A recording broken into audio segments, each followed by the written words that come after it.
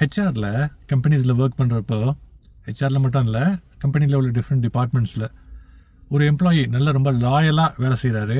அவருடைய சேலரியை வந்து பார்க்குறப்போ வழக்கமாக அந்த பொசிஷனுக்கு எந்த வேலை அவர் செய்கிறாரோ அந்த பொசிஷனுக்கு 4/1 தான் ஒரு சேலரி இருக்குது.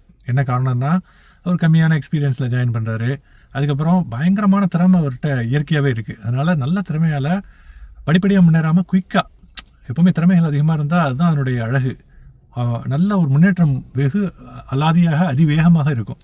அப்படி இருக்கிறப்போ ஜாயின் பண்ணி 2 வருஷத்துலேயே அவர் கிட்டத்தட்ட 8 வருஷம் வேலை செய்கிற ஆளுடைய திறமை வெளிப்படுது.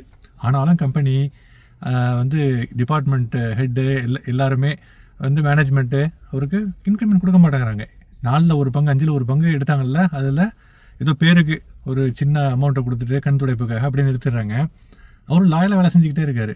எப்போ ஒருத்தவர் இந்த உதாரணத்தில் நான் சொல்கிற இந்த விஷயம், இந்த இன்சிடெண்ட் இருக்குது இல்லைங்களா, இந்த மாதிரி தான் நம்ம வாழ்க்கையில் கம்பெனிஸில் மட்டும் இல்லை, நிஜ வாழ்க்கையிலும் பர்சனல் லைஃப்லேயும் நிறைய நடக்குது. நிறைய பேர் ரொம்ப ஜென்யூனாக லாயலாக ரொம்ப டீசெண்டாக இருக்கிறப்போ அதை வந்து கண்டுக்காமல் அப்படியே we take people for granted. இப்போ அந்த உதாரணத்தில் அந்த எம்ப்ளாயி கடைசியில் என்ன ஆகுது, பார்த்து வெறுத்து போயிடுறாரு. இன்னும் ஒரு 2-3 வருஷம் இருக்காரு, எதுவுமே நடக்கலன்னு தெரிஞ்ச உடனே கம்பெனியினுடைய பேட் இன்டென்ஷன் தெரிஞ்சிருது. மார்க்கெட்டில் அவருடைய ஜாபுக்கு அவர் நினைக்கிறத விட, அவர் இப்போ வாங்கிட்டு இருக்கிறத விட 10 மடங்கு அதிகமாக சேலரி கிடைக்குது. கம்பெனி விட்டு போகிறாரு. கம்பெனி விட்டு போகிறப்ப ஹெச்ஆரும் அந்த கம்பெனியோட மேனேஜ்மெண்ட்டை அவரை ஸ்டாப் பண்ணுறாங்க. ஆனால் அவர் வந்து அந்த ரெக்வஸ்ட்டை, கம்பெனி மேனேஜ்மெண்ட்டோட ரெக்வஸ்ட்டை மறுத்துடுறாரு.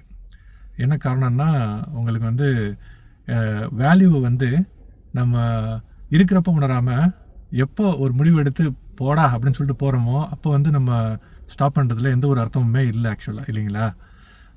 அதனால தான் ஆங்கிலத்தில் ஒரு அழகாக ஒரு வார்த்தை சொல்லுவாங்க, don't push a loyal person to a situation where he or she doesn't care at all. எப்போவுமே ஒருத்தவங்க ஜென்யூனாக இருக்கிறப்போ கண்டிப்பாக அவங்களுக்கு வந்து நம்ம அதற்கு உண்டான விஷயங்களை நம்ம கொடுக்கணும். வந்து அது சேலரியாக இருக்கட்டும், மரியாதையாக இருக்கட்டும், ரெஸ்பெக்டாக இருக்கட்டும், எல்லாமே அது வந்து ஆட்டோமேட்டிக்காக நம்ம வரலன்னா ப்ராப்ளம். வாழ்க்கையில அப்படி தான் வந்து ஒருத்தவங்களோட அருமை இருக்கிறப்போ தெரியறதே இல்லை. அவங்க வந்து வாழ்க்கையை விட்டு போகிறப்ப பின்னாலே போய் நின்றுட்டு என்னென்னமோ செஞ்சு பார்க்குறோம். ஆனால் இருக்கிறப்ப தெரியாத அருமை, போகிறப்ப தெரிஞ்ச என்ன பிரயோஜனம்? பெரும்பாலும் அந்த மாதிரி சுச்சுவேஷனில் போகிற எம்ப்ளாயியோ, ஒரு கம்பெனி விட்டு போகிற எம்ப்ளாயியோ, நம்ம வாழ்க்கையை விட்டு போகின்ற ஒரு நபரோ கண்டிப்பாக திரும்பி வர போகிறதில்ல.